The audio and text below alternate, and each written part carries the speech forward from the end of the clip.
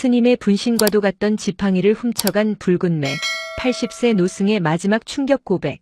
그가 지킨 비밀은? 청운산 월영사의 새벽은 냄새로 먼저 당도했다. 해묵은 향냄새가 아니라 젖은 흙과 마른 솔잎이 밤새 뒤섞이며 빚어낸 서늘한 기운. 노암 스님은 그 기운의 농도가 옅어지는 속도로 세월의 흐름을 가늠했다. 예전에는 코끝을 톡 쏘던 그 날카로운 생기가 이제는 무뎌진 수묵화처럼 멀찍이 느껴졌다. 눈을 뜨는 것은 의식이 아니라 몸이 먼저였다. 기침이 얕게 터져나왔다. 쇳소리가 섞인 마른 기침은 방 안의 공기를 흔들지 못하고 스님의 마른 가슴팍 언저리에서 흩어졌다. 몸을 일으키는데 한참이 걸렸다. 여든을 훌쩍 넘긴 육신은 매일 아침 낯선 감옥처럼 그를 가뒀다. 뼈마디 하나하나가 제자리를 잊은 듯 삐걱댔고 등줄기를 타고 흐르는 것은 온기가 아니라 싸늘한 외풍이었다. 간신히 벽을 짚고 일어섰을 때 문 밖에서 그림자가 어른거렸다. 스님, 원우입니다. 들어오게. 상좌인 원우가 조용히 문을 열고 들어섰다. 쉰을 바라보는 그의 눈에는 언제나처럼 정돈된 염려가 배어 있었다. 그는 노스님의 앙상한 어깨에 겉옷을 덮어주고 끓여온 탕약 그릇을 조심스레 내려놓았다. 밤새 기침 소리가 잦으셨습니다. 그런가? 나는 잘 잤네.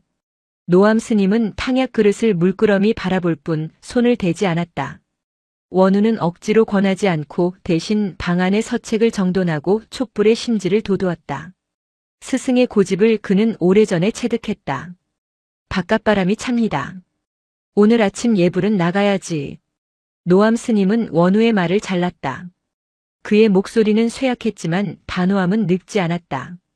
두 발이 땅에 붙어 있고 숨이 코를 드나드는데 어찌 멈추겠는가. 원우는 더 말하지 않고 스님을 부축했다. 노암 스님의 무게는 거의 느껴지지 않았다. 차라리 원우가 스님의 마른 팔을 붙잡고 의지하는 듯한 모양새였다. 대웅전으로 향하는 짧은 길. 노암 스님의 걸음은 나뭇잎 하나가 떨어져 구르는 속도보다 느렸다. 젊은 제자들은 그 걸음을 수행이라 불렀고 나이든 제자들은 쇠락이라 읽었다. 법당에 앉아 108배를 올리는 대신 스님은 그저 가만히 앉아 불상을 바라보았다. 그의 시선은 부처의 미소를 향하지 않고 그 아래 내려앉은 어둠을 향했다. 설법 시간. 대청마루에 모인 대중은 20명 남짓. 주말이면 관광객으로 붐비는 산사지만 평일 이른 아침의 월영사는 수행자들의 공간이었다. 노암 스님의 설법은 이제 이야기가 아니라 침묵에 가까웠다. 늙는다는 것. 한참 만에 입을 연 스님의 목소리는 갈라진 풍경 소리 같았다. 그것은 잃는 것이 아니네. 다만 익숙한 것들과 이별하는 연습일 뿐이지. 진짜 슬픔은 늙는 데 있는 것이 아닐세. 멈추는 마음에 있지. 그는 다시 눈을 감았다. 제자들은 그 침묵을 화두 삼아 고개를 숙였다. 그때였다. 사찰 마당 한켠 수령 500년을 넘긴 은행나무 가지가 세차게 흔들렸다. 까마귀도 산비둘기도 아니었다. 푸드덕. 육중한 날갯짓 소리와 함께 붉은 매 한 마리가 내려앉았다. 보통의 매보다 덩치가 컸고 가슴에서 꼬리기까지 이어지는 젓갈색 빛깔이 아침 햇살에 불타는 듯 선명했다. 그놈은 사찰에 깃든 비둘기 따위를 노리는 여느 맹금류와 달랐다. 사람을 두려워하지 않았다. 그저 대청마루에 앉은 노암 스님을 아주 오랫동안 그 자리에 있었던 것처럼 가만히 응시하고 있었다. 몇몇 젊은 객승들이 쫓아내려 일어서려 했지만 노암 스님이 조용히 손을 들었다. 그대로 두게. 매는 스님을 바라봤고 스님은 매를 바라봤다. 그 시선이 허공에서 부딪히는 동안 시간은 멈춘 듯 했다. 원우는 스승의 얼굴을 살폈다.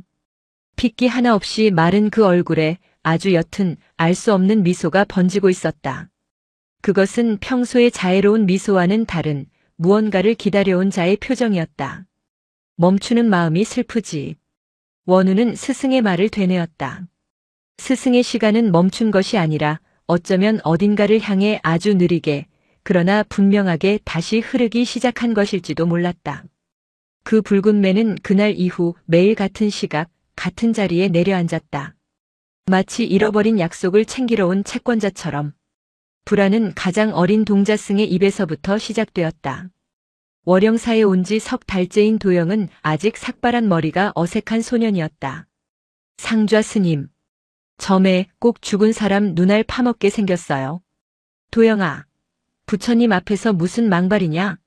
원우가 호되게 꾸짖었지만 도영의 말은 이미 공기 중에 퍼져 다른 스님들의 마음에 작은 돌멩이를 던진 뒤였다.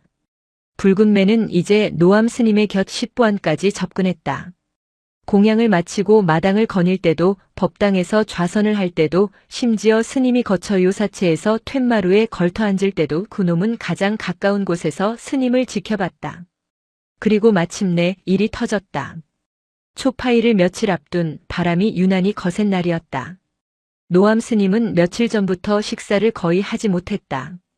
원우는 스승의 기력을 조금이라도 돋우기 위해 스님이 유일하게 입에 대는 묽은 죽을 쑤어 방으로 들고 갔다. 스님 조금이라도. 노암 스님은 탕약 그릇을 물리던 때와 달리 순순히 고개를 끄덕였다. 원우가 죽그릇을 받치고 스님이 간신히 숟가락을 들었을 때였다. 방문은 닫혀 있었다. 그런데도 방 안의 공기가 돌풍처럼 휘몰아쳤다. 스님이 늘 짚고 다니던 60년 세월이 묻어 반질반질해진 지팡이가 벽에 기대어 있었다. 삼번나무를 깎아 만든 손때 묻은 그 지팡이. 스님이 젊은 시절 이 산에 처음 들어올 때부터 짚었다던 유일한 물건이었다. 쾅! 바람이 문을 때린 것이 아니었다. 무언가가 문을 뚫고 들어온 듯 했다. 아니, 실제로 뚫고 들어왔다. 오래되어 삭은 창호지가 찢어지며 붉은 깃털이 흩날렸다. 악!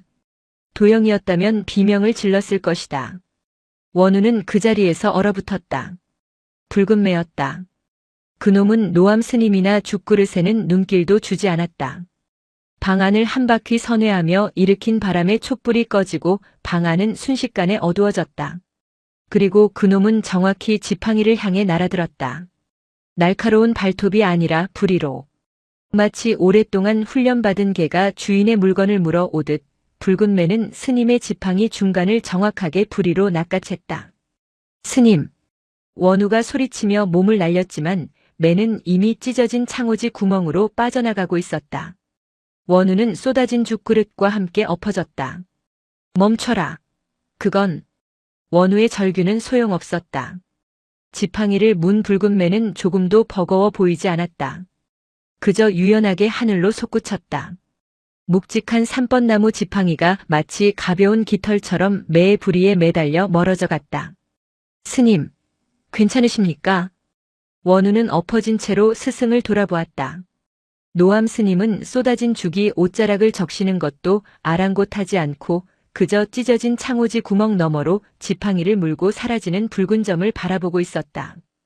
그의 입가에는 지난 며칠간 그를 지켜보던 매를 바라볼 때 지었던 알 수 없는 미소가 걸려 있었다. 소문은 삽시간에 절 전체로 퍼졌다. 지팡이는 스님의 분신이라 했거늘. 필시불길한 징조다. 스님의 법력을 앗아간 게야. 아니다. 예부터 매나 독수리가 영물을 물고 날아가는 것은 영혼을 데려간다는 뜻이라더라. 스님의 입적이 머지않았다는 징조다. 공양간에서 일하던 보살들까지 수군댔다. 그 지팡이 버려야 한다는 하늘의 뜻이래. 부정한 것이 꼈다나. 도영은 아예 울상이 되어 원우에게 매달렸다. 상좌 스님 어떡합니까? 노 스님께서 변을 당하실 겁니다. 산신제를 지내야 합니다. 원우의 마음도 무겁기는 마찬가지였다. 그 지팡이는 단순한 지팡이가 아니었다. 스승의 육신 그 자체였다. 지난 60년간 스승의 세 번째 다리가 되어주었던 물건. 그것을 잃고 스님은 이제 대웅전은커녕 방 밖으로 한 걸음도 나설 수 없게 되었다. 원우는 당장 스님들을 모아 산을 뒤져서라도 지팡이를 찾아오겠다고 길길이 날뛰었다. 그 모든 소란의 중심에서 노암 스님은 그저 잠시 눈을 감고 있었다. 쏟아진 죽을 깨끗이 치운 방 안에서 그는 평소보다 더 고요해 보였다. 스님, 제발 분부만 내리십시오. 제가 온 산을 뒤져서라도. 원우야. 노암 스님은 끓어오르는 원우를 낮은 목소리로 불렀다. 가져갈 이가 가져간 것이지. 스님, 소란 떨지 말거라. 촛불이 꺼졌으니 방이 어둡구나. 볕이 잘 드는 마루로 나를 부축해다오. 원우는 울음을 터뜨릴 것 같은 얼굴로 스승을 부축했다. 지팡이가 사라진 지금 스님은 온전히 원우의 어깨에 몸을 기댔다.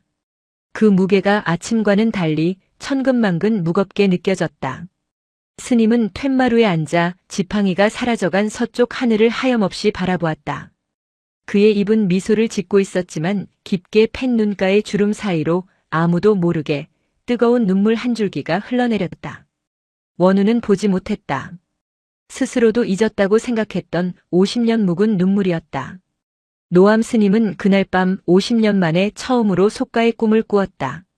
잿빛 승복이 아니라 푸른빛이 감도는 빳빳한 학생복을 입은 자신의 모습이었다.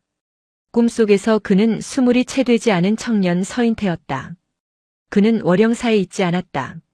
매캐한 연기와 비명, 그리고 절박한 구호 소리가 뒤섞인 1980년대의 서울 어느 대학가 뒷골목이었다.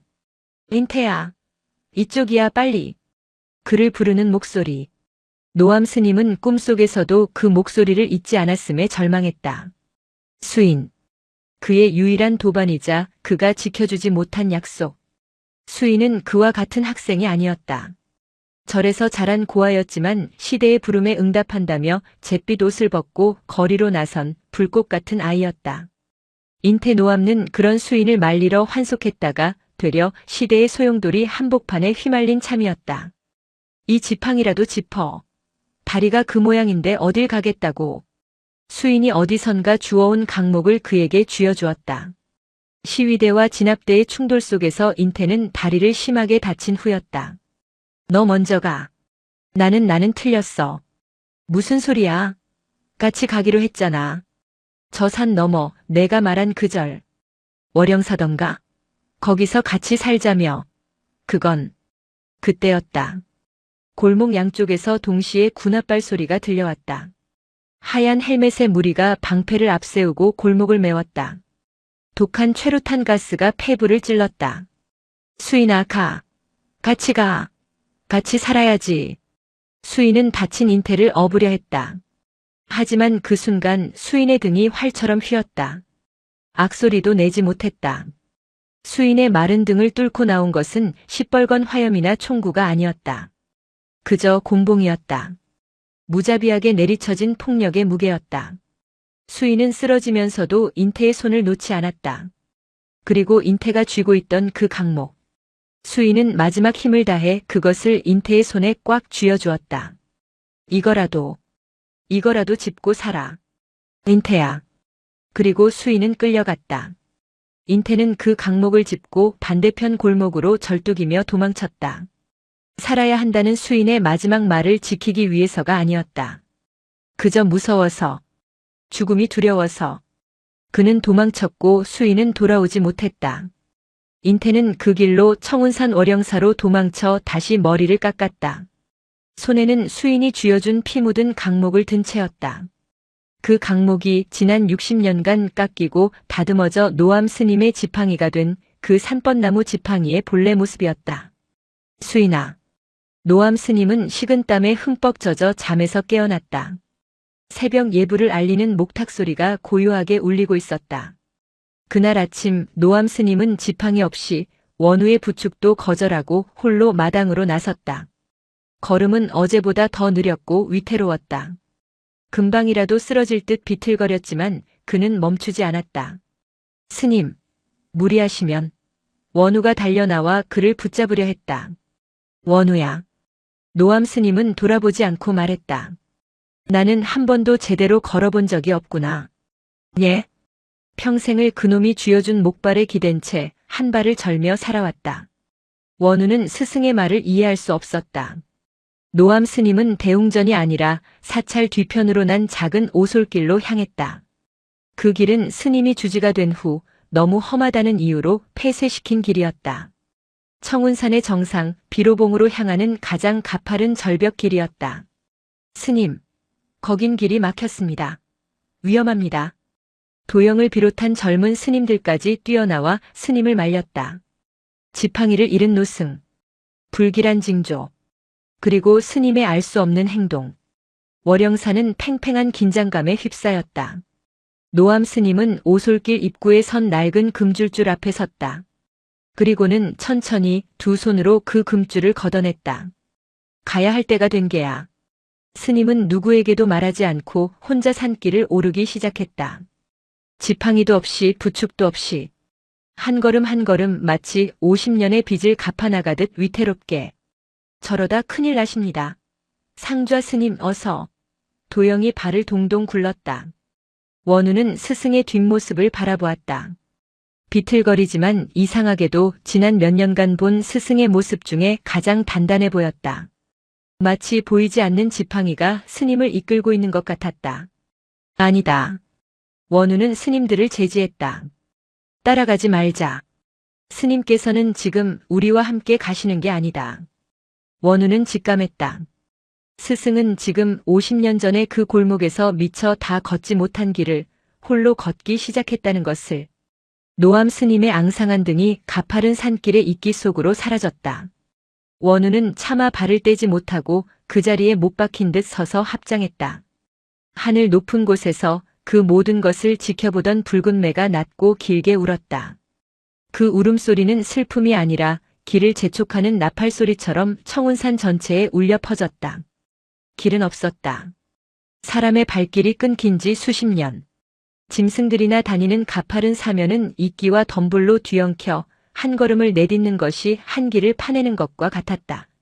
노암 스님은 흙과 돌 썩은 나뭇가지를 맨손으로 붙잡았다. 손톱이 뒤집히고 앙상한 손바닥이 날카로운 돌부리에 찢겨 피가 배어나왔다. 하지만 스님은 고통을 느끼지 못했다. 혹은 60년간 그를 짓눌러온 마음의 고통에 비하면 이 육신의 고통은 차라리 가볍고 선명한 위안이었다. 허컥. 숨이 턱까지 차올랐다. 폐부가 찢어질 듯 아팠다. 심장은 노쇠한 육신을 원망하듯 미친 듯이 울어댔다. 지팡이가 없었다. 평생을 의지해온, 아니 평생의 도피처였던 그 지팡이가 없자 스님의 육신은 비로소 자신의 무게를 온전히 감당해야 했다. 비틀. 한번 크게 휘청였다. 발밑에 흙이 무너져 내리며 스님은 경사면을 따라 몇 길쯤 미끄러졌다. 등에 맨 잿빛 승복이 억센 나뭇가지에 걸려 찢어졌다. 그는 멈추지 않았다. 넘어진 그 자세 그대로 네 발 짐승처럼 다시 기어오르기 시작했다. 두 손과 두 발. 그가 이 산에 처음 들어왔을 때, 아니, 그가 서인태였던 시절, 그 골목에서 도망칠 때의 모습과 같았다. 살아야지. 그때는 공포였다. 하지만 지금은 알 수 없는 힘이 그를 끌어당기고 있었다. 붉은 매가 가져간 것이 지팡이가 아니라 스님의 앙상한 육신에 매달아둔 무거운 쇠사슬을 끊어준 것만 같았다. 얼마나 올랐을까? 시야가 흐려지고 청각은 둔해졌다. 오직 거친 숨소리와 심장 고동 소리만이 온 세상을 채웠다. 그때였다. 저 멀리 아득한 위쪽에서 매의 울음소리가 다시 들렸다. 키 마이너스 정신을 차리라는 죽비 소리 같았다. 스님은 고개를 들었다. 눈앞에 거대한 암벽이 가로막고 있었다. 비로봉 정상으로 가는 마지막 관문. 예전에는 밧줄을 타고 오르던 험한 곳이었다. 여기까지인가? 힘이 빠진 다리가 후들거렸다. 그는 암벽에 등을 기댄 채 주저앉았다. 차가운 바위의 한기가 땀에 젖은 등을 파고들었다. 의식이 가물거렸다. 인태야. 꿈결인가? 그 목소리. 그가 평생을 잊으려 애썼던 그러나 단 하루도 잊지 못했던 목소리. 수인이었다. 인태야. 정신 차려. 다 왔어. 노암 스님은 흐릿한 눈을 떴다. 눈앞은 1960년대 중반 최루탄 연기로 자욱한 그 잿빛 골목이었다. 그는 스물이 조금 넘은 서인태가 되어 피가 흐르는 다리를 움켜쥐고 있었다. 수인아 나는 틀렸어. 너 먼저 가. 무슨 소리야? 같이 살자며. 저 산 넘어 내가 말한 그 절. 월영사. 거기서 같이 크. 수인의 등이 곤봉에 무너지는 모습. 그가 마지막 힘을 다해 쥐어준 강목. 이거라도 짚고 살아. 아. 노암 스님은 오열했다. 그것은 소리 없는 울음이었다. 그는 살아남았다. 수인이가 쥐어준 강목을 지팡이 삼아 월영사로 도망쳤다. 그는 그 강목을 깎고 다듬어 가장 고결한 수행자의 지팡이인 양 60년을 짚고 다녔다. 하지만 그는 알았다. 그것은 지팡이가 아니었다. 자신의 비겁함을 가리기 위한 목발이었고 도망친 자의 변명이었으며 죽은 친구의 피로 반질반질해진 살아있는 죄의 증거였다. 그는 평생을 절뚝이며 걸었다. 다리가 불편해서가 아니었다. 수인을 버리고 도망친 그 골목에서 그의 영혼은 이미 한쪽 다리를 잃었기 때문이었다. 수인아. 노암 스님은 암벽에 기댄 채 피 묻은 손으로 자신의 가슴을 쳤다. 내가 너를 60년이나 여기에 묶어두었구나. 내가 너를 지팡이라는 이름으로 가둬두고 한시도 놓아주질 못했구나. 그가 그토록 설법에서 말하던 멈추는 마음이 슬프다던 말. 그것은 대중을 향한 법문이 아니었다. 60년 전 그 골목에 멈춰버린 자기 자신을 향한 가장 처절한 고백이었다. 그때였다. 키에엑 마이너스. 아주 가까운 곳에서 고막을 찢을 듯한 매의 울음소리가 들렸다. 노암 스님은 번쩍 눈을 떴다. 골목은 사라지고 눈앞은 다시 깎아지른 절벽이었다. 붉은 매가 스님이 기어오른 절벽 바로 위, 손만 뻗으면 닿을 듯한 거리에서 그를 내려다보고 있었다. 그 붉은 눈동자. 그것은 원망도 분노도 아니었다. 그것은 기다림이었다. 60년을 기다려온 자의 눈빛이었다. 그래. 노암 스님은 피 묻은 손으로 바위 틈을 잡았다. 가야지. 내가 부르는데 가야지. 육신의 마지막 남은 모든 기력을 쥐어짰다. 그는 일어선 것이 아니었다. 암벽을 자신의 죄업을 기어오르기 시작했다. 그것은 속죄의 몸부림이었고 가장 늦은 그러나 가장 절박한 약속의 이행이었다. 노스님의 앙상한 그림자가 가파른 절벽을 아주 느리게 그러나 한치의 망설임도 없이 정상을 향해 올라가고 있었다. 절벽의 정상은 비로봉의 너른 마당이 아니었다. 겨우 사람 하나가 위태롭게 설 수 있는 세상과 하늘의 경계 같은 좁은 바위 끄트머리였다. 노암 스님은 마지막 힘을 다해 몸을 끌어올렸다. 정상에 발을 디딘 것이 아니라 그저 짐짝처럼 고꾸라졌다. 온몸이 부서진 듯한 통증과 함께 거친 숨이 터져나왔다. 그는 한참을 그렇게 흙바닥에 얼굴을 묻고 있었다. 얼마나 지났을까? 조금씩 호흡이 돌아오고 흩어졌던 의식이 초점을 맞추기 시작했다. 바람 소리가 들렸다. 산 아래 월영사에서 듣던 바람과는 다른 무엇에도 걸리지 않는 날것의 바람 소리였다. 그리고 스님은 보았다. 자신의 눈앞 절벽 가장 끝자리에 자신의 지팡이가 마치 거대한 모처럼 땅에 곧게 꽂혀 있는 것을. 붉은 매가 그저 던져둔 것이 아니었다. 누군가 힘을 다해 박아 넣은 것처럼 지팡이는 흔들림 없이 하늘을 향해 꼿꼿이 서 있었다. 붉은 매는 그 지팡이의 가장 윗부분 스님의 손때가 가장 많이 묻은 곳에 앉아 마지막으로 스님을 가만히 내려다보았다. 그리고는 아무런 미련 없이 키익하는 짧은 울음소리와 함께 절벽 아래로 몸을 날렸다. 더는 스님을 재촉하지도 돌아보지도 않았다. 임무를 마친 전령처럼 붉은 매는 짙푸른 산의 장막 속으로 사라졌다. 노암 스님은 매가 사라진 하늘을 잠시 바라보다가 천천히 지팡이를 향해 기어갔다. 지팡이 자체는 변한 것이 없었다. 60년 세월이 묻은 낡은 삼번나무. 하지만 스님의 시선은 지팡이가 아니라 지팡이가 꽂혀있는 그 아래로 향했다. 그곳에는 사람의 무덤이라고 하기에는 너무도 작고 초라한 이끼 낀 돌무더기가 있었다. 세월의 풍파에 거의 무너져 내려 자세히 보지 않으면 그저 자연의 일부처럼 보이는 그런 돌무덤이었다. 월영사의 그 누구도 심지어 이 산의 주지였던 노암 스님 자신도 청운산 정상 이 절벽 끝에 이런 무덤이 있으리라고는 상상도 못했다. 아! 스님은 피 묻은 손을 뻗어 돌무더기 가장 위에 얹힌 작은 돌 하나를 쓸었다. 차가운 감촉.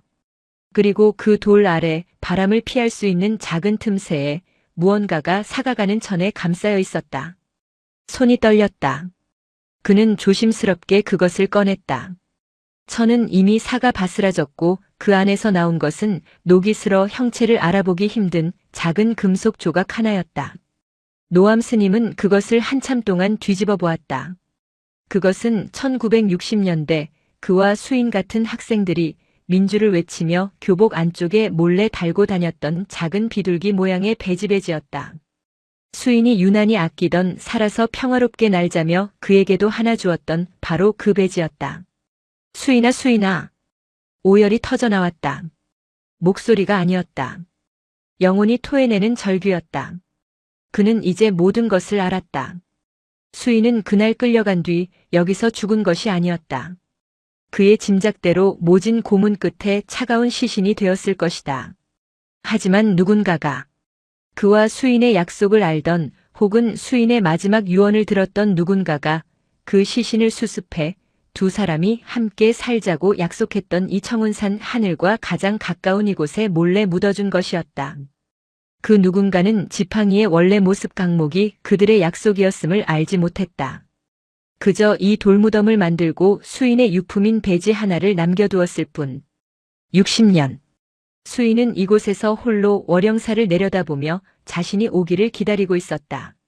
자신이 지팡이라는 핑계를 버리고 맨몸으로 절뚝이지 않는 두 발로 이곳에 오르기를 기다리고 있었던 것이다. 붉은 매는 수인의 원혼이나 환영이 아니었다. 그것은 기다림이었다. 60년간 응어리진 친구를 향한 그리움과 약속의 무게가 산의 정기와 뒤엉켜 형상을 갖춘 것이었다. 그래, 내가 날 불렀구나. 노암 스님은 더 이상 울지 않았다. 그저 무너진 돌무덤을 끌어안았다. 미안하다. 수인아. 너무너무 늦게 와서 미안하다. 그는 피나는 손으로 흩어진 돌들을 다시 모으기 시작했다. 자신의 죄업을 쌓아 올리듯 친구의 묘를 60년 만에 처음으로 제대로 돌봐주기 시작했다. 바람 소리만이 두 친구의 늦은 재회를 지켜보고 있었다. 해가 서쪽으로 완전히 기울어 세상의 마지막 빛이 절벽 끝을 붉게 물들릴 때까지 노암 스님은 그 자리에 앉아 있었다. 그는 더 이상 흐느끼거나 절규하지 않았다. 그저 60년 만에 만난 친구 곁에서 60년간 못다한 침묵의 대화를 나누었다. 작고 위태롭던 돌무덤은 노스님의 피와 눈물이 밴 손길로 작지만 단단한 돌탑으로 다시 태어났다. 더 이상 이끼와 덤불에 가려지지 않을 분명한 존재의 증거가 되었다. 이제 어둠이 발밑에서부터 차오르고 있었다. 스님은 천천히 몸을 일으켰다. 이상한 일이었다. 하루 종일 아무것도 먹지 못하고 생사를 넘나들며 절벽을 올랐는데도 몸은 깃털처럼 가벼웠다. 평생 그를 짓누르던 멍해가 사라진 듯 했다. 그의 시선이 마지막으로 돌탑 옆에 꽂힌 지팡이로 향했다. 그의 분신이었고 그의 죄업이었던 지팡이. 그는 지팡이를 향해 조용히 합장했다. 그리고 그것을 만지거나 뽑으려 하지 않았다. 그 지팡이는 더 이상 노암의 것이 아니었다. 서인태의 목발도 아니었다. 그것은 이제 60년 만에 주인을 만난 수인의 묘비였다. 친구의 무덤을 지키는 든든한 상징으로 그곳에 남아야 했다. 노아야, 다시 만난다 하였더냐? 스님은 낮은 목소리로 은조렸다. 그는 평생 놓아버림을 설법했지만 정작 자신은 60년간 그 강목 하나를 움켜쥐고 놓지 못했다. 움켜쥐고 있었기에 한 번도 수인을 제대로 만난 적이 없었다. 이제 그는 지팡이를, 자신의 과거를, 그 죄의식을 그곳에 놓았다. 그러자 비로소 그의 마음속에 수인이 원망이나 죄책감의 형상이 아닌 가장 빛나던 20살 청년의 모습으로 활짝 웃으며 다시 찾아왔다. 노암 스님은 돌아서서 왔던 길을 향해 첫걸음을 내디뎠다. 두 손은 비어 있었다. 걸음은 아주 조용했다. 그리고 절뚝거리지 않았다. 60년간 그를 괴롭혔던 영혼의 절뚝임이 사라졌다. 한편 월영사는 발칵 뒤집혔다. 노스님이 그것도 지팡이도 없이 폐쇄된 비로봉 절벽길로 사라졌다는 소식은 삽시간에 사찰 전체를 공포로 몰아넣었다.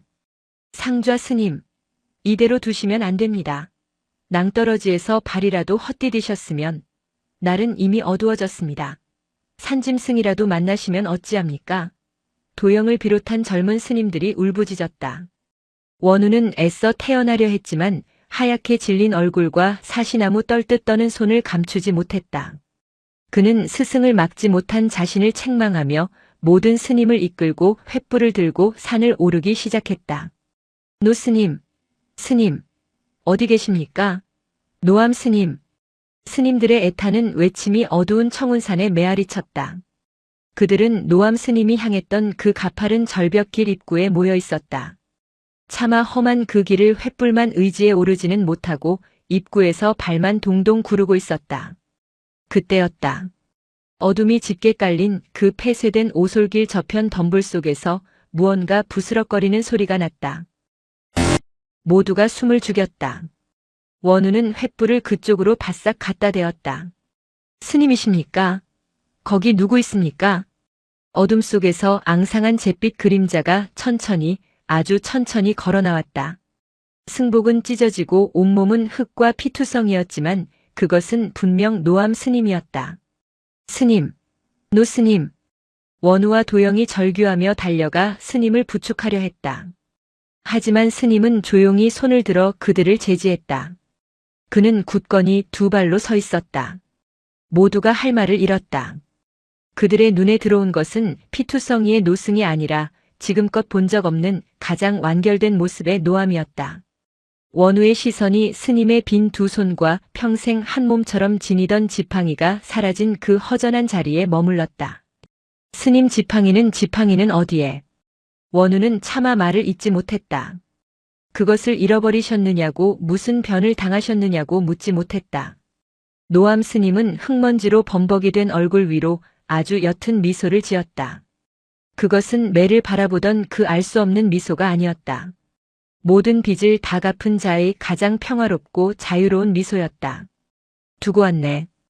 예. 주인에게 돌려주고 왔네. 그 누구도 그 말의 뜻을 알아듣지 못했다. 하지만 그 순간 모두가 보았다. 월영사의 모든 스님이 저 멀리 어둠이 내린 청운산 정상의 밤하늘에서 붉은 빛을 띤 어떤 존재가 하늘 높은 곳에서 한번 크게 원을 그리고는 별빛 속으로 사라지는 것을, 그것이 붉은 매였다는 것을 그들은 아주 오랜 시간이 지난 후에야 깨달았다. 노암 스님은 텅 빈 두 손을 가슴 앞에 모아 조용히 합장했다. 그리고 자신의 거처가 아닌 대웅전을 향해 절뚝임 없는 조용한 걸음을 한 걸음씩 다시 내딛기 시작했다. 노암 스님이 대웅전에 들어섰을 때 원우를 비롯한 대중은 그저 한 걸음 물러선 채 스님의 뒷모습을 바라볼 뿐이었다. 스님은 불상을 향해 엎드려 절을 올리지 않았다. 그저 찢어진 승복과 흙먼지 투성이의 몸 그대로 부처 앞에 꼿꼿이 섰다. 그리고는 아주 긴 시간 동안 가만히 서 있었다. 그것은 마치 60년 만에 처음으로 자신의 두 발로 온전히 선 자가 자신이 디딘 땅의 감촉을 확인하는 듯한 모습이었다. 그날 밤 노암 스님은 탕약이나 죽이 아닌 맑은 미음 한 그릇을 깨끗이 비웠다. 상처를 닦아내고 새 승복으로 갈아입은 스님은 방 안의 모든 불을 끄게 했다. 원우야. 예, 스님. 달이 참 밝구나. 문을 열어두어라. 원우는 묵묵히 문을 열었다. 창백한 달빛이 방 안으로 스며들어 노스님의 앙상하지만 평온한 얼굴을 비추었다. 원우는 스승에게 묻고 싶은 말이 천근만근 쌓여 있었지만 단 하나도 입 밖에 낼 수 없었다. 스님의 평화가 그 어떤 질문도 허락하지 않는 거대한 고요의 벽처럼 느껴졌기 때문이다. 그날 이후 노암 스님은 다시 걷지 못했다. 아니, 걷지 않았다. 마치 비로봉 절벽을 오르내리며 육신에 남은 모든 생명력을 남김없이 쏟아부은 사람처럼 스님은 자리에 누웠다. 하지만 월영사의 분위기는 기묘하게 바뀌었다. 붉은 매가 지팡이를 물고 간 날 모두를 사로잡았던 불길함은 사라졌다. 대신 그 자리를 채운 것은 경외와 의욕이었다. 들었는가? 노스님께서 절벽을 오르실 때 붉은 매가 길을 인도했다더군. 아닐세. 스님께서 지팡이를 잃고 상심하여 산을 오르시자 매가 스님의 혼을 붙잡아 다시 내려보낸 것이라네. 도영은 이제 붉은 매를 두려워하지 않았다. 그는 틈만 나면 비로봉 정상을 올려다보며 그 매가 혹시라도 다시 나타나지 않을까 가슴을 졸였다. 상좌 스님, 노스님께서는 괜찮으신 겁니까? 도영이 조심스레 원우에게 물었다. 원우는 차마 대답하지 못했다. 노암 스님은 분명 괜찮아 보였다.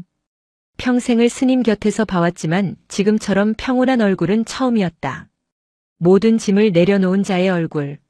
하지만 그 평온함의 무게만큼 스님의 육신은 촛농처럼 쓰러져가고 있었다.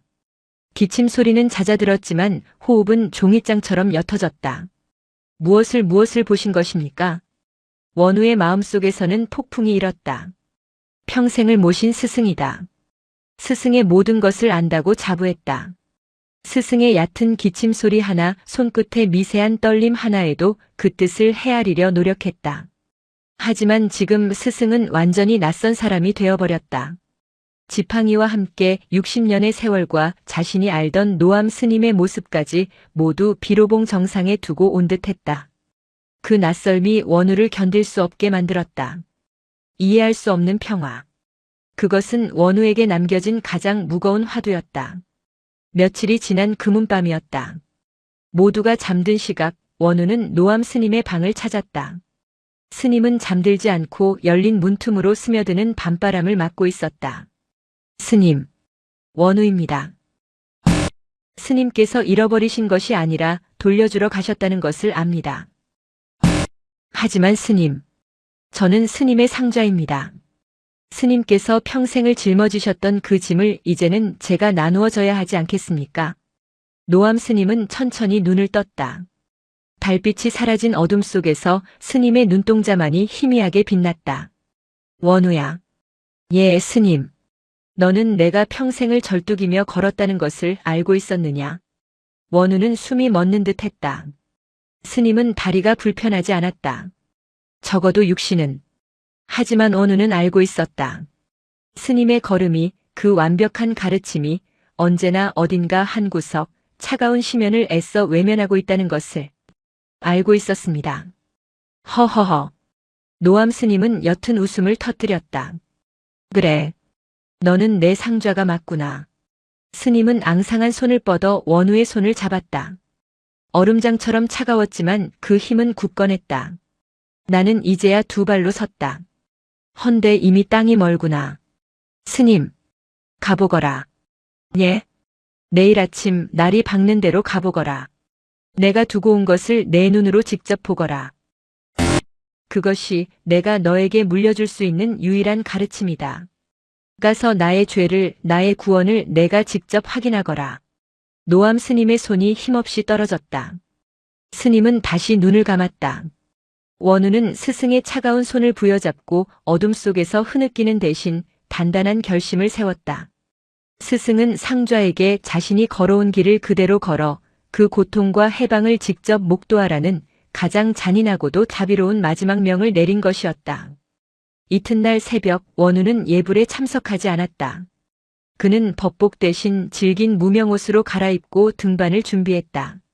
노스님처럼 맨몸으로 오를 생각은 아니었다. 원우는 철저히 현실적인 사람이었다. 그는 창고에서 낡았지만 튼튼한 밧줄을 챙겼다. 비상식량과 물 그리고 작은 응급 구급랑도 꾸렸다. 도영이 이 모습을 보았다면 산신제를 지내러 가는 것이냐고 물었을 법한 차림새였다. 그가 금줄이 거친 오솔길 입구에 섰을 때 해는 아직 뜨지 않았다.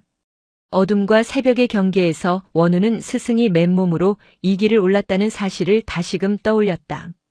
그것은 광기인가 아니면 깨달음인가? 혹은 깨달음에 이르는 광기인가? 스님. 스님의 죄와 구원을 확인하러 갑니다. 원우는 묵묵히 첫걸음을 내디뎠다. 길은 스승이 한 번 지나갔다고 해서 나아진 것이 없었다. 오히려 노스님이 미끄러지며 무너뜨린 흙더미들이 길을 더욱 위태롭게 만들고 있었다. 원우는 노스님처럼 네 발로 기지 않았다.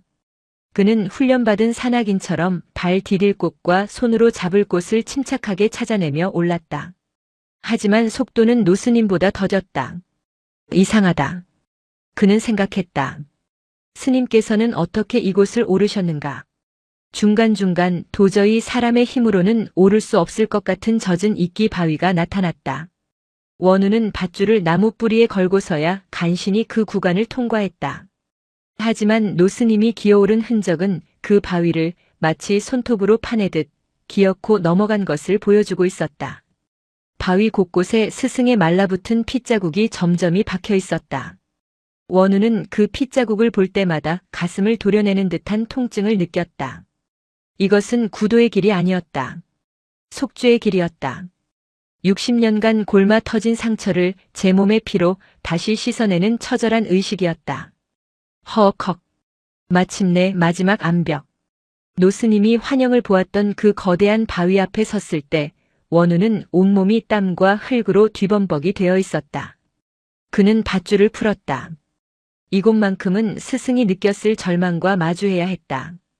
그는 밧줄 없이 스승의 핏자국이 남은 그 바위 틈을 더듬어 맨손으로 기어오르기 시작했다. 손톱이 깨지고 무명옷이 찢어졌다. 하지만 그는 고통을 잊었다. 그는 지금 스승의 60년을 자신의 몸으로 고스란히 통과하고 있었다. 마침내 절벽 끝 마지막 바위 틈을 움켜쥐고 몸을 끌어올린 순간 원우는 숨을 멈췄다. 아침 햇살이 마치 거대한 무대 조명처럼 그 광경을 비추고 있었다. 그곳에 스승의 지팡이가 서 있었다. 밤새 내린 이슬을 머금고 아침 빛을 받아 신성하게 빛나고 있었다. 그것은 더 이상 늙은 스님의 보조기구가 아니었다. 땅과 하늘을 잇는 거대한 기둥이자 누군가의 안식을 지키는 묘비였다. 원우는 천천히 다가갔다.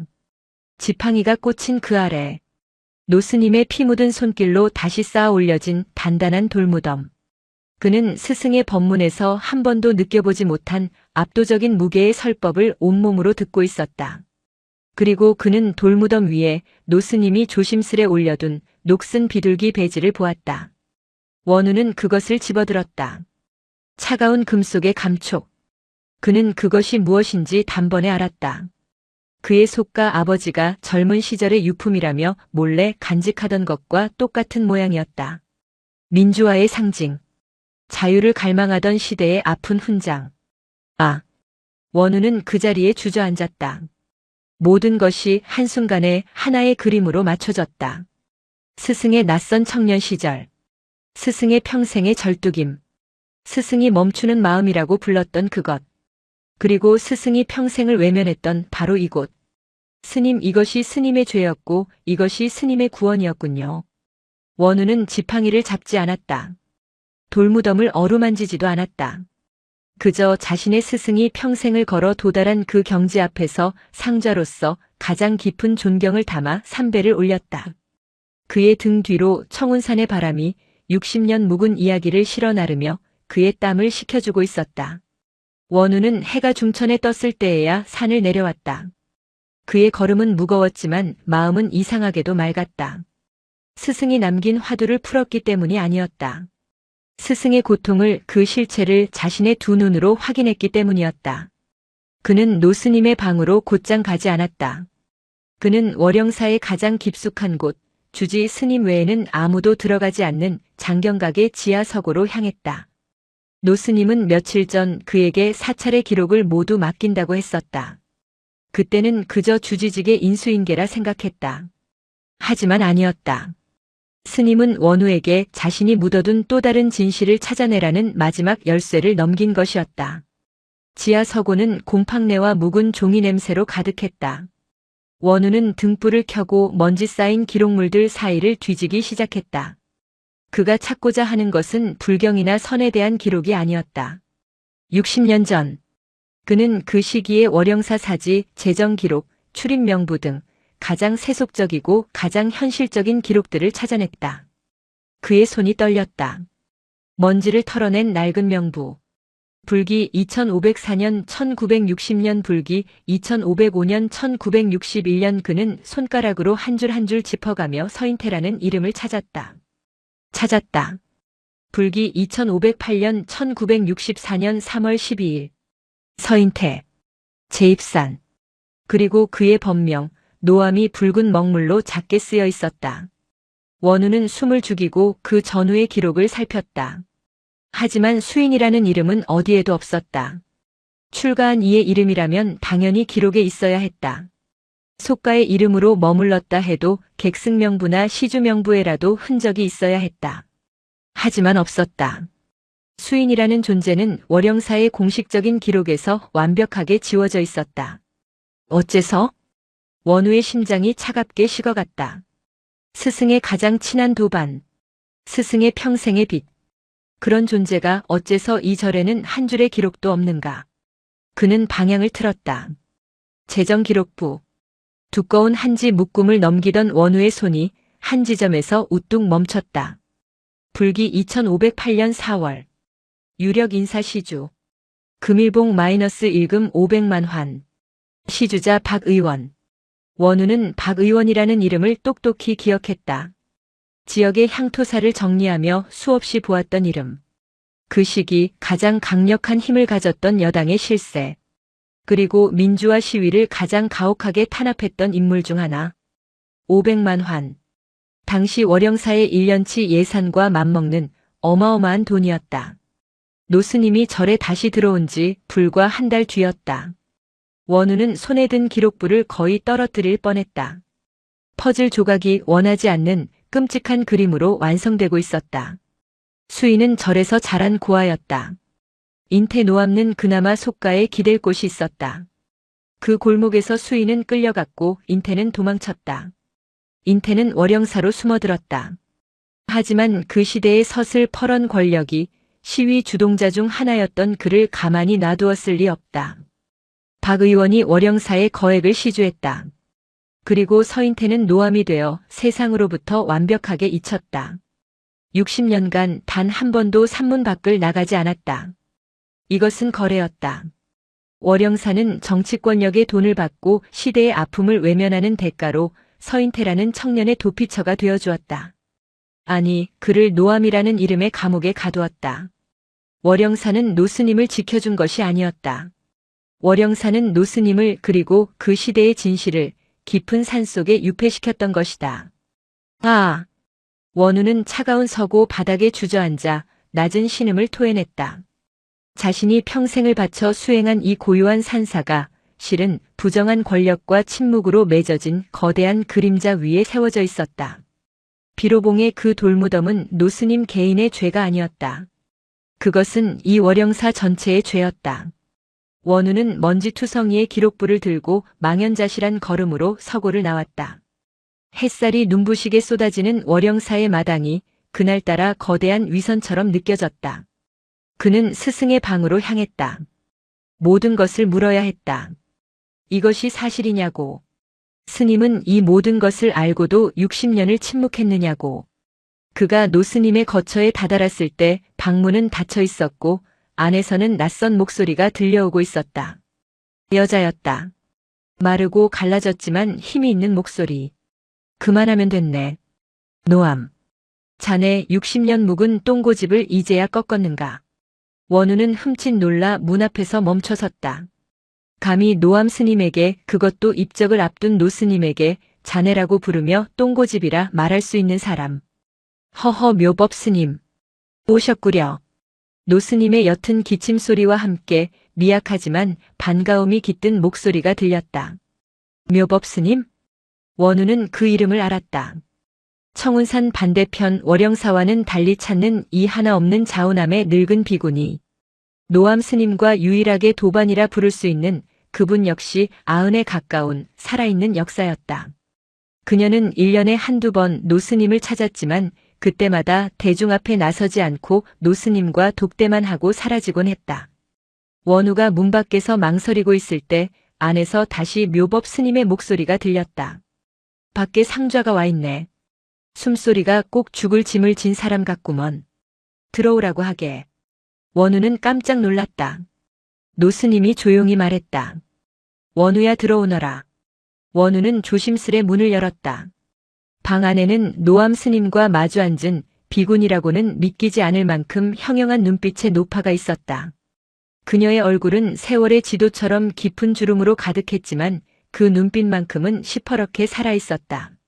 자네가 상좌 원우인가? 네. 스님. 스승이 짐을 벗으니 그 짐이 고스란히 자네 어깨로 갔는가? 묘법 스님은 원우의 손에 들린 먼지투성이의 재정 기록부를 힐끗 보았다. 60년 묵은 먼지를 뒤집었었구먼. 그래, 뭘 찾았는가? 월영사의 부끄러운 속살이라도 찾았나? 원우는 숨을 들이켰다. 이 늙은 비구니는 모든 것을 알고 있었다. 스님 어찌? 노암이 저 절벽을 오르던 날 내가 다 보았네. 묘법 스님은 창밖에 비로봉 정상을 턱짓으로 가리켰다. 60년 만에 저 미련한 것이 제 무덤을 찾아가더군. 무덤이라니요, 그건. 수인.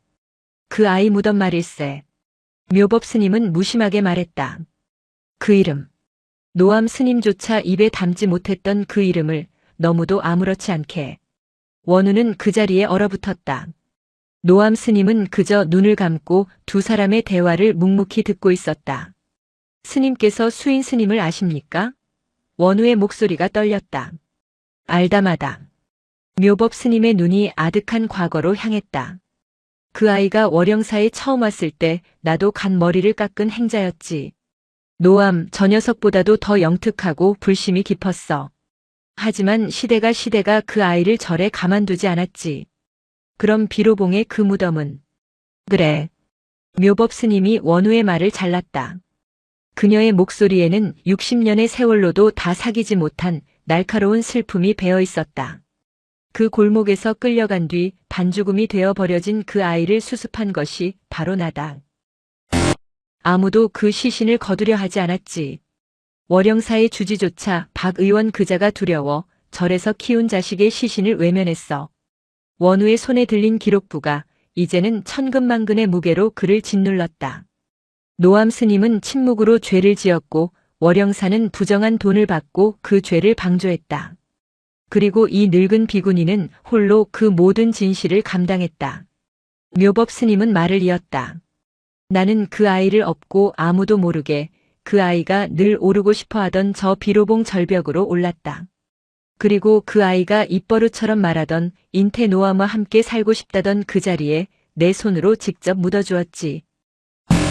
그리고 나는 노암을 찾아갔네.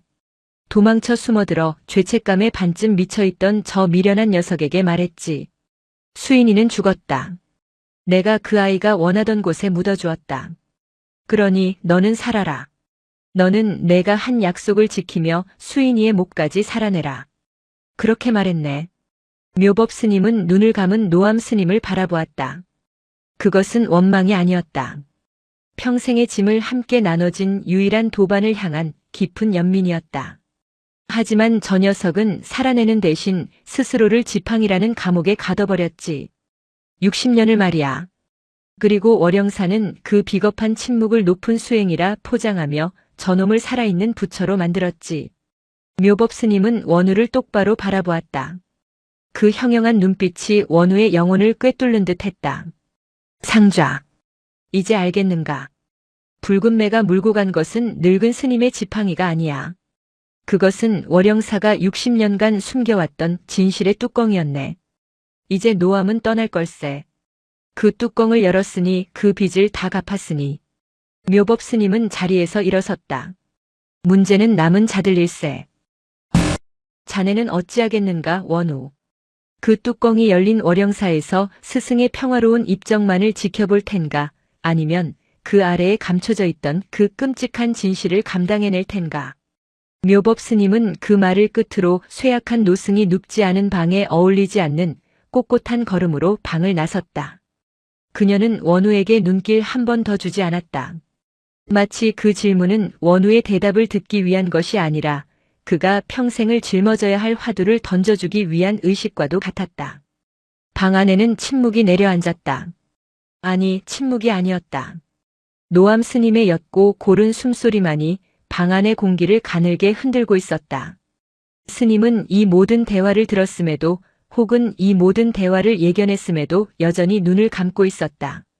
그 평화로운 얼굴이 이제 원우에게는 끔찍한 가면처럼 보였다. 이것이 스님께서 찾으신 평화입니까? 모든 진실을 늙은 비구니의 입을 통해 전하고 스님께서는 그저 눈을 감고 계시는 것입니까? 그 짐을 저에게 넘기시는 겁니까? 원우는 손에 들린 낡은 기록부를 내려다보았다. 박 의원, 금일봉. 이 몇 글자가 그가 평생을 바친 월영사의 대들보를 썩어 들어가게 하고 있었다. 그는 조용히, 아주 조용히 노암 스님의 머리맡에 그 기록부를 내려놓았다. 먼지 냄새가 훅 끼쳤다. 스님은 미동도 하지 않았다.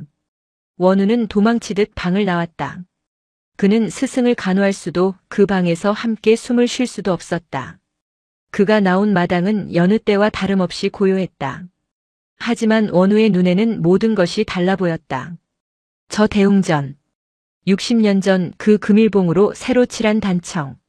그 돈으로 개수한 기와. 저 거대한 자비로운 미소를 짓고 있는 금동 불상. 저 불상 역시 그 피 묻은 돈으로 개금되었을 것이다. 월영사의 모든 것이 수인의 피 위에, 노암의 침묵 위에, 그리고 박 의원의 부정한 권력 위에 세워진 거대하고 화려한 무덤이었다. 원우는 속이 메스꺼려 견딜 수가 없었다. 그는 비틀거리며 공양간 뒤편 아무도 찾지 않는 장독대 뒤로 갔다. 그리고 그 자리에 주저앉아 소리 없이 구역질을 했다. 위액 외에는 아무것도 나오지 않았다.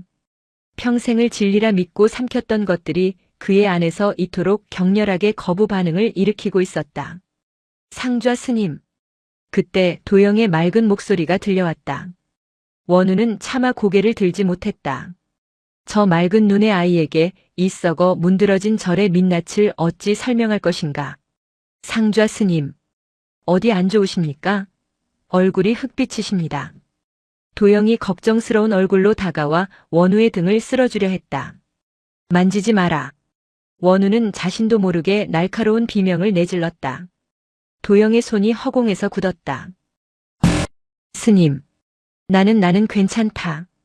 원우는 간신히 몸을 일으켰다. 나는 부처의 그늘에 너무 오래 있었나 보다. 예? 아니다. 가서 노스님 곁을 좀 지켜드려라. 나는 잠시 바람 좀 쐬어야겠다. 원우는 도영을 피하듯 사찰 뒤편의 대나무 숲으로 몸을 숨겼다. 그는 이 진실을 감당할 수 없었다. 이 진실을 폭로할 수도 그렇다고 묻어둘 수도 없었다.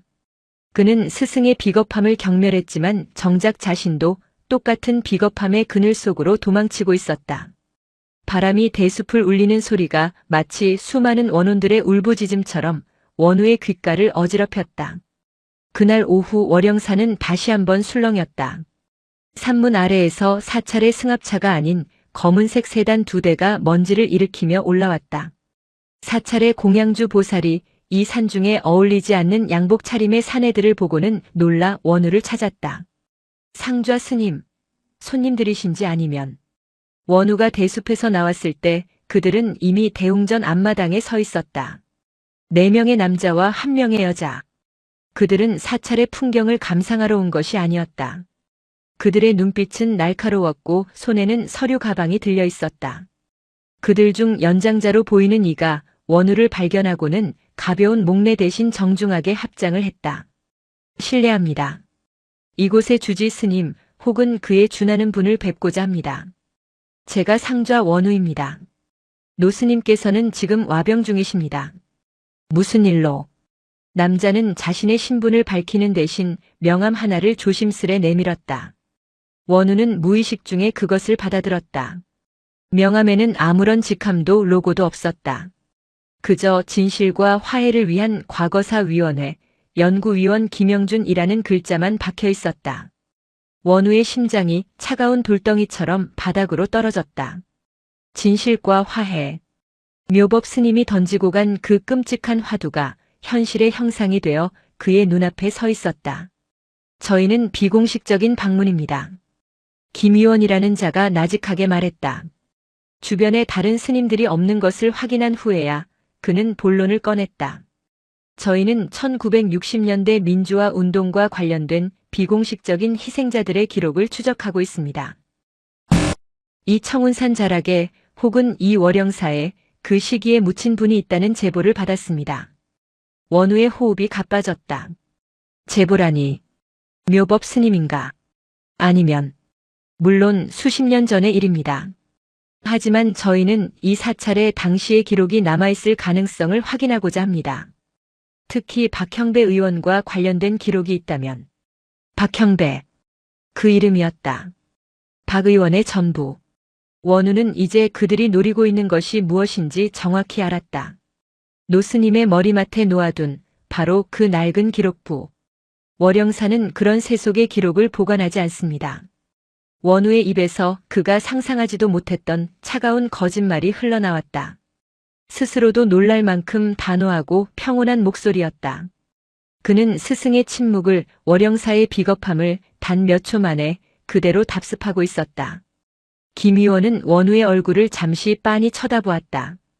그의 눈은 수많은 거짓말을 간파해 본 자의 눈이었다. 그렇습니까? 김희원은 더 캐묻지 않았다. 알겠습니다, 스님. 하지만 저희가 받은 제보는 상당히 구체적이었습니다. 그는 함께 온 여자를 가리켰다. 그녀는 지금까지 한마디도 하지 않고 그저 월영사의 전경을 슬픈 눈으로 바라보고 있었다.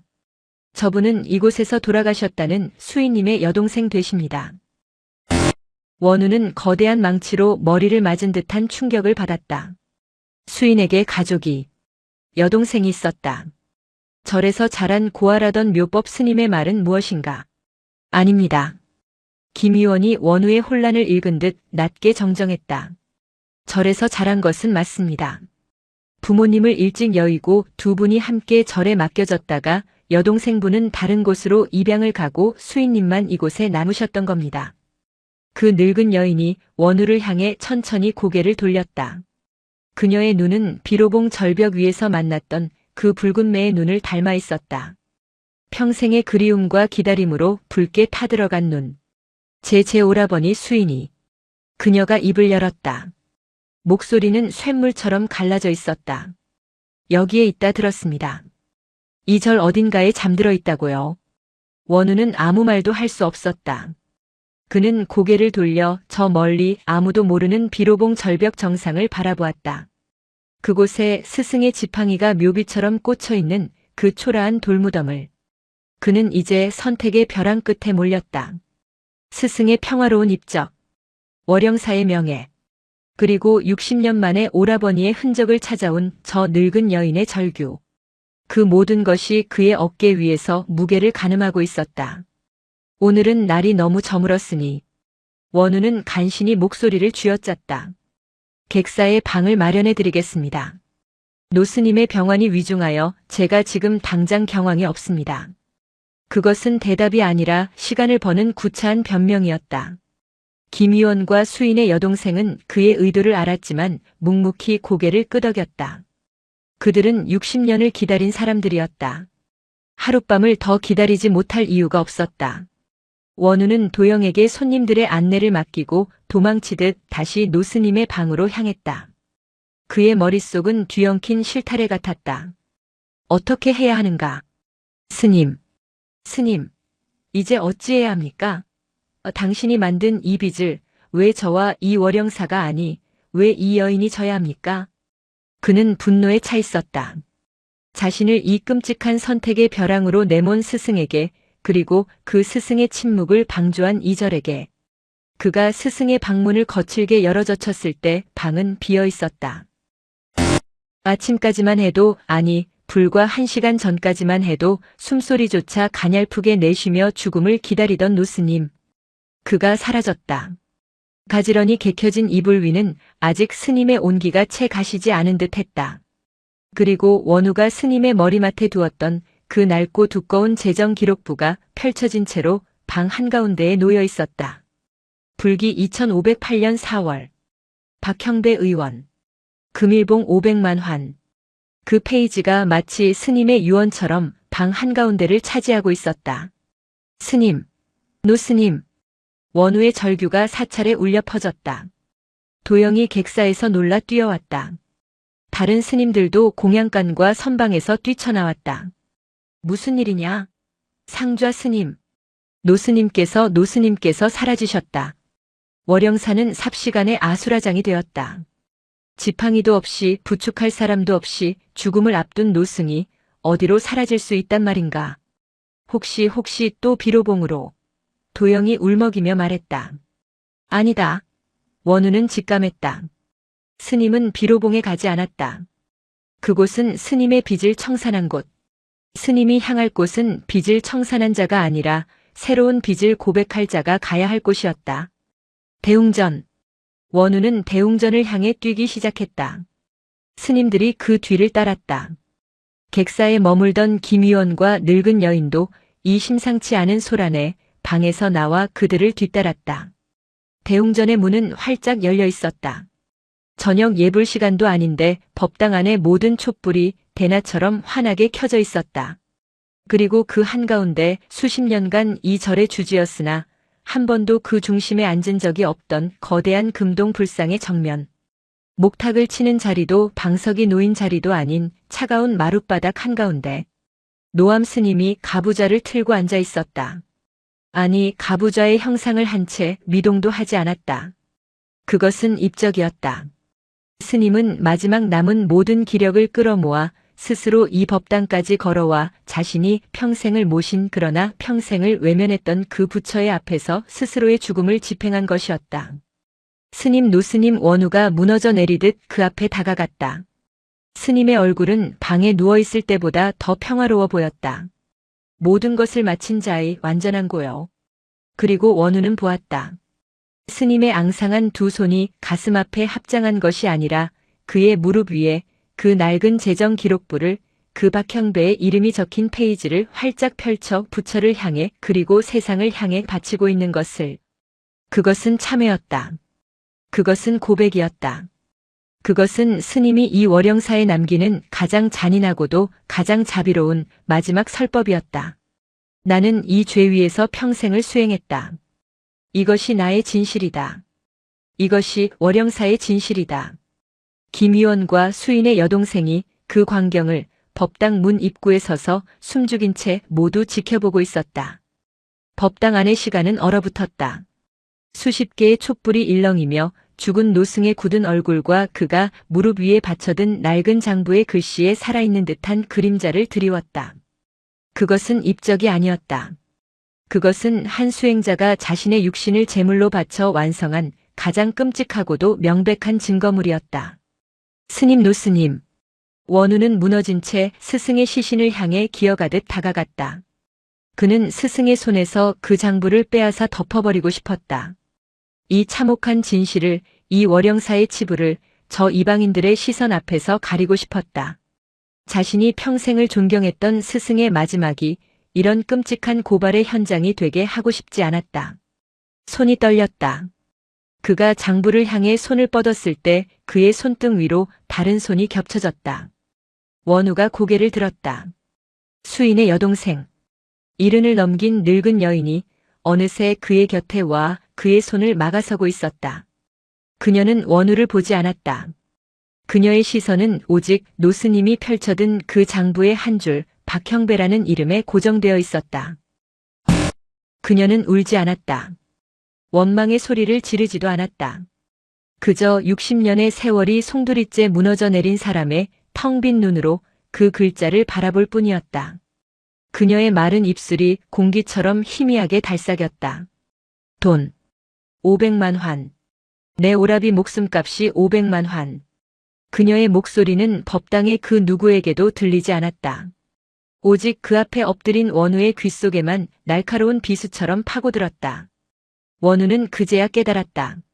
스승은 원우 자신을 위해 이 일을 벌인 것이 아님을. 그는 자신이 평생을 외면했던 그 진실의 채권자. 이 늙은 여인에게 월영사의 주지로서 자신의 목숨과 절의 명예를 가장 비참한 방식으로 속죄의 제물로 바친 것이었다. 그때였다. 모두 물러서 주십시오. 차가운 목소리가 침묵을 깼다. 김위원이었다. 그는 더 이상 방문객이나 조사관이 아니었다. 역사의 집행자였다. 그는 법당 안으로 들어와 휴대전화를 꺼내 들었다. 경건한 장소에 어울리지 않는 기계음의 찰칵 소리가 법당 안을 울렸다. 그는 노스님의 시신을 찍었다. 시신이 들고 있는 장부를 찍었다. 그리고 박형배의 이름이 적힌 그 부분을 증거를 수집하듯 집요하게 확대하여 촬영했다. 상좌 스님. 뒤늦게 사태를 파악한 도영이 이 모든 광경을 지켜보던 젊은 스님들이 경악하며 원우를 바라보았다. 어찌 스님의 마지막 가시는 길에 저런 무례를. 한 스님이 김위원을 막아서려 뛰쳐나왔다. 당장 그만두지 못합니까? 여기가 어디라고. 멈추어라. 원우가 바닥을 짚고 일어서며 외쳤다. 그의 목소리는 쇠처럼 울렸다. 법당 안의 모든 움직임이 그 한마디에 다시 정지했다. 원우는 자신의 스승, 이미 숨이 끊어져 싸늘하게 식어가는 노암 스님을 바라보았다. 그리고는 천천히 스님을 향해 자신이 올릴 수 있는 가장 깊은 절을 올렸다. 이마가 차가운 마룻바닥에 닿았다. 그것은 스승에 대한 마지막 예우가 아니었다. 그것은 스승이 남긴 그 끔찍한 유언을 이 월영사의 새로운 주지로서 공식적으로 계승하겠다는 의식이었다. 원우는 일어섰다. 그는 김위원을 바라보았다. 김위원은 원우의 눈빛에서 방금 전까지의 혼란과 분노가 사라지고 모든 것을 감당하기로 결정한 자의 차갑고도 단단한 결의가 서린 것을 보았다. 스님. 김위원이 먼저 입을 열었다. 이것은 월영사의 참회록입니다. 원우가 김위원의 말을 잘랐다. 그는 법당 안의 모든 대중을 돌아보았다. 충격에 빠진 도영을, 분노하는 스님들을, 그리고 망연자실한 수인의 여동했을. 노스님께서는 평생을 이 장부 위에 앉아 수행하셨습니다. 이 절의 모든 기왓장과 단청, 우리가 먹는 공양과 우리가 입는 승복, 심지어 저 부처님의 금빛 옷까지도 모두 이 장부 위에 세워진 것입니다. 원우의 목소리는 떨리지 않았다. 그는 자신의 심장을 스스로의 손으로 꺼내어 대중 앞에 내보이고 있었다. 우리는 월영사는 한 사람의 고귀한 죽음을, 한 시대의 아픔을 이 장부 한 장과 맞바꾸었습니다. 상좌 스님, 그게 무슨... 도영이 울부짖었다. 이것이 노스님께서 당신의 목숨을 바쳐 우리에게 남기신 마지막 설법이다. 원우는 더 이상 스님들을, 김위원을 보지 않았다. 그는 오직 수인의 여동생, 그 늙은 여인에게 다가갔다. 그리고 그녀의 거칠고 차가운 손을 자신의 두 손으로 감싸쥐었다. 60년을 저희가 이 절이 보살님을 기다리게 하였습니다. 저희가 잘못했습니다. 원우는 월영사의 상좌로서, 차기 주지로서, 한 시대의 진실을 목도한 죄인으로서 그녀의 손을 잡은 채 그 자리에 무릎을 꿇었다. 그때서야 여인의 텅 비었던 눈에서 60년간 얼어붙었던 눈물 한 줄기가 원우의 손등 위로 뜨겁게 떨어져 내렸다. 김위원은 묵묵히 촬영을 멈췄다. 이것은 더 이상 증거가 아니었다. 이것은 살아있는 역사의 시작이었다.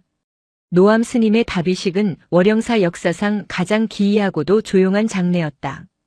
수많은 불자들의 조문이나 높은 스님들의 추도사는 없었다. 대신 사찰의 문은 굳게 닫혔다. 월영사 마당, 스님의 연화대가 놓인 앞에는 스님들 대신 김위원을 비롯한 진실화 해위 위원들과 수인의 여동생, 그리고 노스님의 마지막 설법을 증언하기 위해 산을 내려온 자우남의 묘법 스님이 자리했다. 원우는 삭발한 머리에 상주가 아닌 죄인의 상징으로 하얀 무명천을 이마에 둘렀다. 그는 답이식이 시작되기 전 위원회와 여동생을 이끌고 직접 비로봉 정상으로 향했다. 그들은 묘법 스님이 말했던 그 길을, 원우가 올랐던 그 길을 함께 올랐다. 그리고 절벽 끝, 아침 햇살을 받아 빛나는 노스님의 지팡이가 묘비처럼 꽂힌 그 돌무덤 앞에 섰다. 수인의 여동생은 오라버니의 이름조차 없던 그 돌무덤을 차마 만지지 못하고 그저 하염없이 쓸어보았다. 그녀가 가져온 작은 국화꽃 한 다발이 녹슨 비둘기 배지 옆에 놓였다. 아무도 울지 않았다. 그저 60년 만에 제자리를 찾은 진실의 무게를 청운산의 거센 바람과 함께 견뎌내고 있었다. 그들이 산을 내려왔을 때 원우는 스승의 연화대에 불을 붙였다. 불에 대한 의식. 그것은 노스님에게 올리는 마지막 문답이었다. 스님, 당신이 평생을 짊어진 그 업의 무게가 이 한 줌의 불로 다 사그라질 수 있습니까? 스님, 당신이 남긴 이 거대한 참회록을 저희는 어찌 감당해야 합니까? 화염이 거세게 타올랐다.